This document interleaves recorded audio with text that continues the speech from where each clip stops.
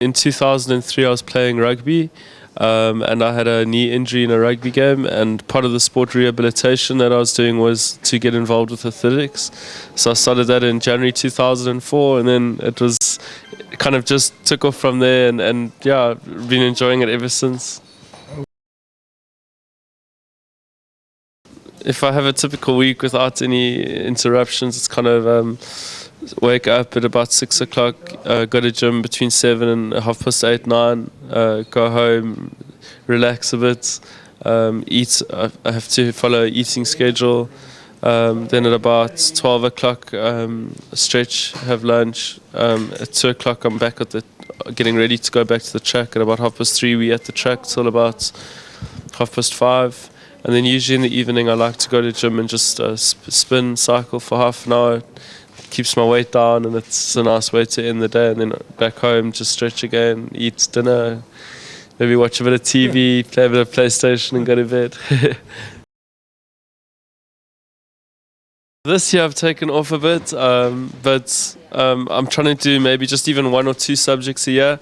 And even if it takes me 6 or 7 years to do a 3-4 year degree, I'm going to be happy. I think it's just important to keep on learning. But I'm doing a business management degree at University of Pretoria, so maybe next year I'll go back and start another 2 subjects, second-year subjects.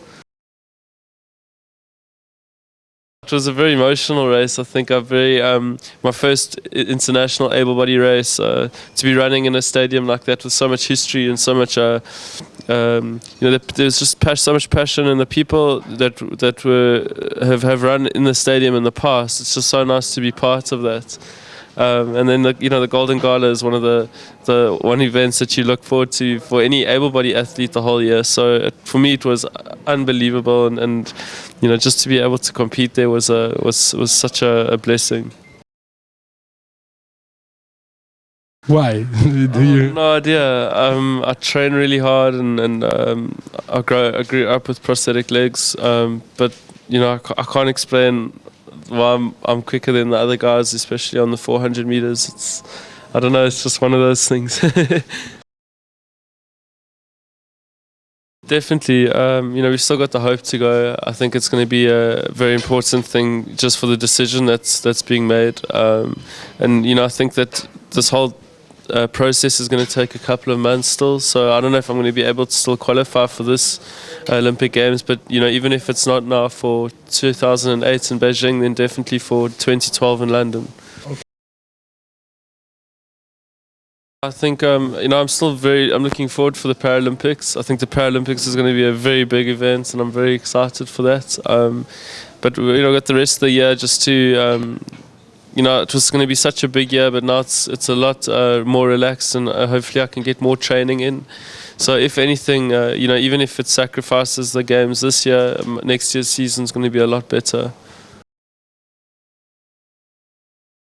Definitely, yeah. I was going to go anyway. I mean, if I could do the Olympics, I still want to do the Paralympics, but I'm looking forward to the Paralympics nevertheless. I think I own about 6 or 7 pairs of them, although the pair that I run on is the same pair I've been using for the last 4 years. I've tried a couple of different, you get them in different strengths, and some of the athletes, they make them harder because some athletes are heavier and some are lighter. But I'm pretty happy on the pair I've got now, and they make the company OSA, I think, makes tens of thousands of them a year. So it's not only me that uses them; the majority of the Paralympic athletes run on them. So that's a very interesting piece of equipment. It's basically 80 layers of carbon fiber that they compress. But yeah, it allows me to run, so I'm very grateful. The one bolt at the back, we didn't tighten it properly, and it came out. So it's occupational hazard, as we call it, but it happens, and it's just one of those things at the end of the day. Cheetah's been out since 1997. It's been around for basically 11 years. The only difference between that and the one I walk with is the it's more of a performance foot, so it doesn't have a heel on the back, so your balance is very bad on it, but it is lighter than this foot because it doesn't have the cosmesis. It doesn't make it look like a real leg. Okay, I'll show you quickly, then you can see, this one, if you feel here, it's quite soft, but the cheetah's just, it doesn't have the extra weight. So it's more of a sport-specific leg, and it's not only for running, it's for all kinds of sports.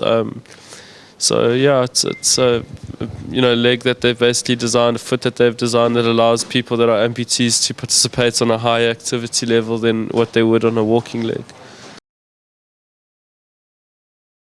Definitely, I think I think that if they use things like springs and batteries and that sort of things, it wouldn't be fair at a running level. Obviously, they've got a lot of bionic products, the same company that makes my legs and a lot of the other prosthetic companies. But there's a big difference between what they call active prosthetics and passive prosthetics. A passive prosthetic is like the one I walk on and the one I run on. It doesn't have springs or motors or anything like that. And then you get the active prosthetics, which are the bionic prosthetics, which have hydraulics and batteries and springs and that sort of thing. And I think in sports it's good that we keep it on the passive side so that it's the athlete's talent that gets them to where they are. I hope so. Our job now is just to provide the courts of arbitration and the arbitrators with the right testing and the correct tests and the more in-depth study. I think it's going to be an interesting next couple of months that are going to play out. But I'm very optimistic about things getting sorted out.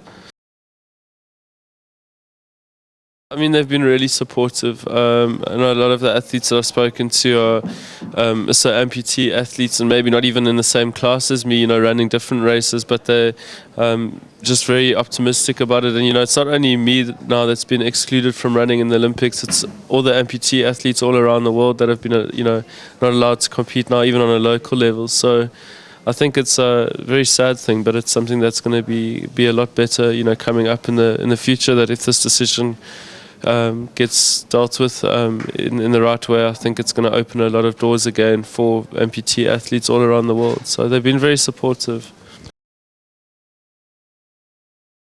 Probably the sportsman that I look up to and that I've only met recently is a boxer called Joe Kolzaki. And the reason why I think he's just an extraordinary sportsman is he's been in the sport for such a long time, and such a nice man. Him and Frankie Fredericks, just unbelievable athletes, but also the most humble, down-to-earth people. And when I see that, you can't help but just respect them and what they've done. If I look at the guys that are running top times, they're only a couple of years older than me, so I don't know if I'll ever get down there. But if I can run a sub 45 second at the end of my career, I'll be very happy.